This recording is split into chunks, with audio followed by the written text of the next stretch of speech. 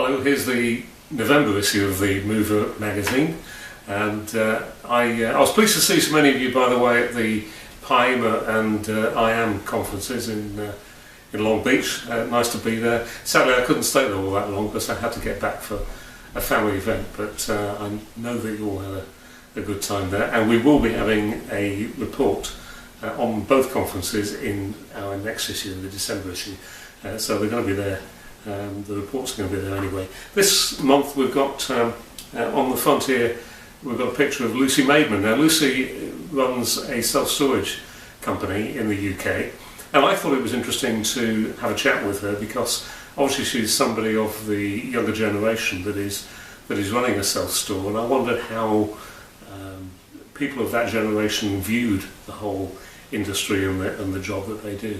And Lucy is actually very excited by the whole thing, but partly because of the business model of running a self-store, which requires very few people, and you know, once it's going, as it were. But also because she finds it very exciting about the way in which you promote it and the way in which she uses social media, for example, to do that. So there's a story in there all about that, and I'm sure you'll find it interesting. She was very interesting to talk to. So do read it, and I'm sure you find that will be useful for you. There's also another story. There's only a couple of stories I want to really draw your attention to. There's all kinds of stuff in here, of course, but there's one here that I particularly want to draw your attention to because I would like you to read it.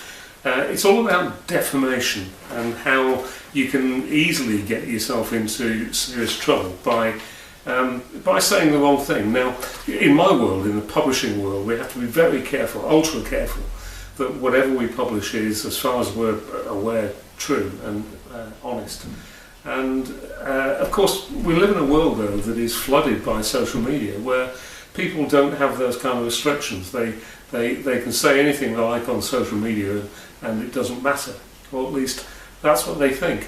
But actually it really isn't true. The law of defamation is exactly the same, whether you're publishing a magazine like I am, whether you're publishing a daily newspaper, or whether you're just simply writing a post on Facebook or on Twitter.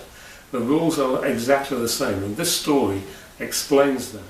And it's just a warning really to people to be very careful about what they say when they're using social media, because they can get into serious trouble. And the penalties for defamation, I promise you don't want to even think about. It's really a bad thing to do. So read the story, and anybody that is using social media for your company, then I suggest you ask them to read it too, because it's a very important thing.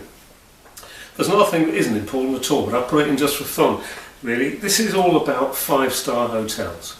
Now, people have often said to me, oh well, you know, we stayed in the 5-star this or the 5-star that or something else.